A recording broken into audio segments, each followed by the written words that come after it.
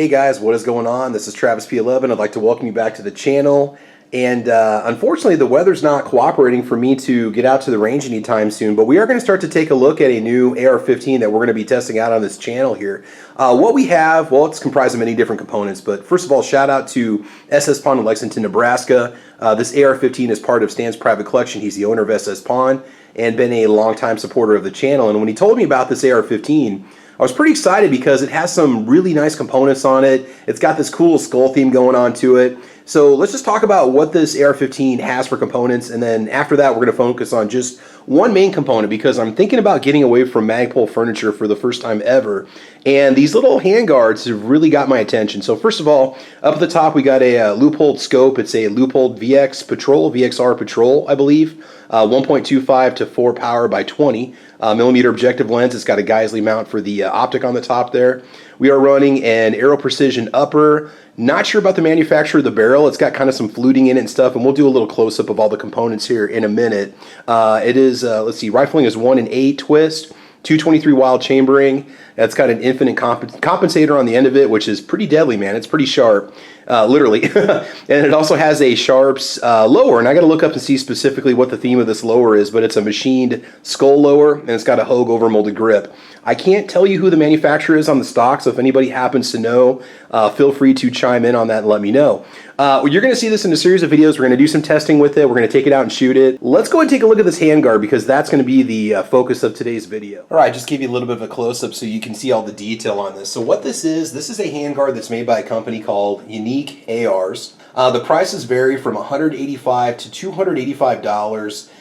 Depending on which size you decide to go with. The one that's mounted on this particular AR-15 is the 9-inch model. It says the actual length of the handguard is 8.815 inches, and you can get it with the barrel nut. You obviously get the mounting screws with it.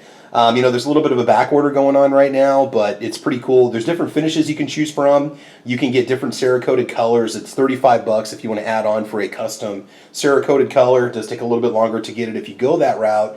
And they say that they either have them as anodized or Cerakoted in black, depending on whatever comes in stock first for them. Pretty much determines what you're going to get if you don't choose a custom color. A few other things about it that you should probably know. It says that it's compatible with any mil-spec 5.56 upper receiver or DPMS style 308 upper, so you can use it on that 308 platform. Available in 7-inch, 9-inch, 12-inch, and 15-inch lengths. Drilled and tapped. The full length for the handguard for their Picatinny rail at 12, 6, 3, and 9 o'clock positions. Picatinny rails are sold separately. AR-15 free float handguard made of 6061 T6 aluminum. I'm assuming it's made out of a solid block of aluminum. And the inside diameter is 1.75 inches and the exterior diameter is 2 inches. You have a lot of different options. The prices on those rails vary in price from $16 to $54. Sizes can go from 2.2 inches to 14.5 inches. It says mounting screws are included, and what makes the Picatinny rails a little bit different is that you have a curve on this handguard, and so to get that Picatinny rail to fit properly to this particular handguard, you need to buy the Unique AR Picatinny rails so that the curve will make them fit flush so that they actually bolt up. And they will be mounting in the little headshot bolt spaces. These are equally distanced apart so you can mount them. So you can put on pick rails if you want to put, say, a vertical foregrip on there or mount some sort of a tactical light and so on. Just the overall construction and quality of it, I mean, it is a very solid, rugged piece. I mean, this thing is not going to break.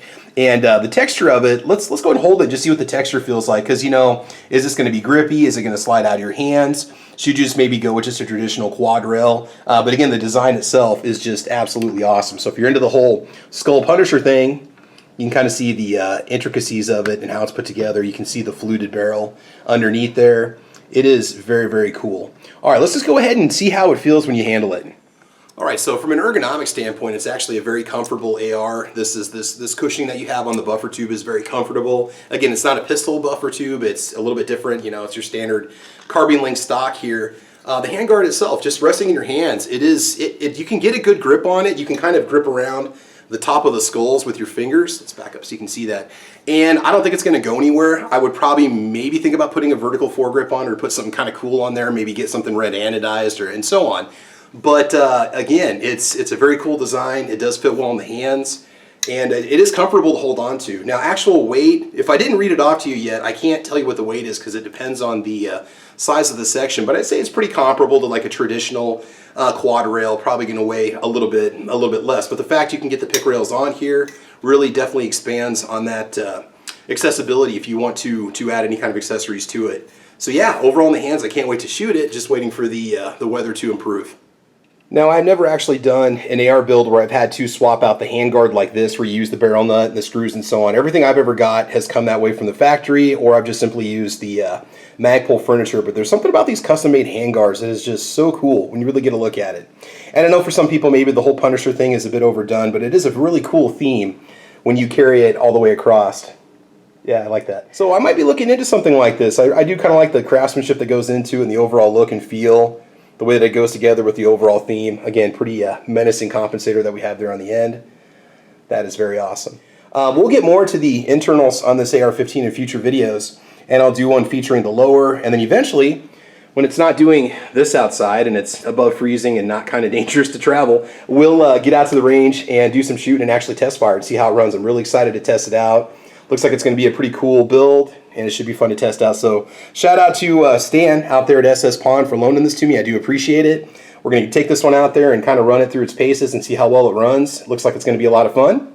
But in the meantime, guys, check out those unique AR handguards. I'm not going to put any kind of link in there or anything because this is a bit of a build video, and I'm not endorsed by these guys at all. But if you're interested, you guys can definitely check it out. So have fun, be safe, get out to the range and do some shooting, customize those ARs. And as you know, we will talk to you soon. Please like and subscribe. You guys have a great weekend. Bye-bye.